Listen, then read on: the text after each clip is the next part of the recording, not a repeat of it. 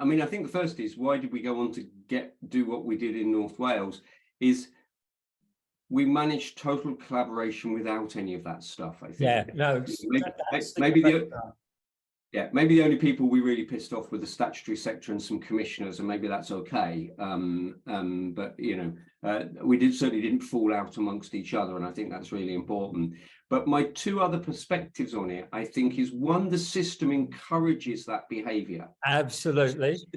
So the system encourages that behaviour by dangling bits of money and roles that cause people to have a little bit of a bun fight. Yes. Yeah. So there's a little bit of a bun fight over resourcing and positioning, and that's not for me about any one individual. I see that in all sorts of lights, and I think the system, that's in the system's advantage. They've always done it, way beyond our little world. I think, throw a few crumbs on the table and watch them scrap is a classic systemised behaviour. But I think the other thing, and this is very important, and I have a couple of colleagues that and I got a couple that have survived this experience, but I know of a couple that were involved with us that didn't survive the experience, and my story's probably made reference to all four of these individuals. But if I think of four individuals in North Wales, two who are really active with us and strong in their recovery, and two who are no longer with us for one reason or another,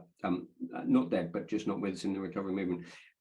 There is also something inherent, as we know, about full-on drug and alcohol use that's connected to, and you will know this better than me because of your background, that people talk about the way in which it also feeds egos and stuff like that. And it's inherent in the 12 step that you have to get rid of your bloody ego and all that sort of stuff. And I guess there's also something about when we get people to be heads of organizations or movements or collectives, that also fuels, yes? And one or two people I've seen in that position, that's actually led to some fairly catastrophic relapses, yes? So all of the same characteristics, all of the same type of things happen for them personally in that position. So, in many ways, if you think about all the conversation about powerlessness, and Jim Orford writes about that so much, and it's in some of Bruce Alexander's work and stuff, actually going around giving power, inverted commas, to recovering drug and alcohol users or addicts is probably not necessarily the best thing to do either, because occasionally it can go wrong.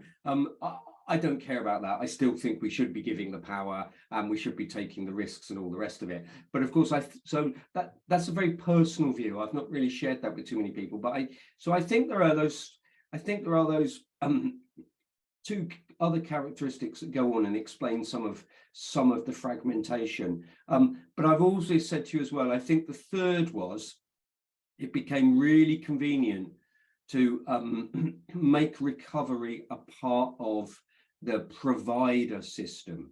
We talk about peer mentors, support workers. So once everyone's working for the drug and alcohol agencies rather than outside them.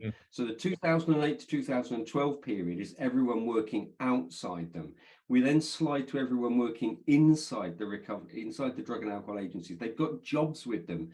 Then everyone starts to stop biting the hand off that's feeding them. So that by definition, that just nurtures the politics of the movement.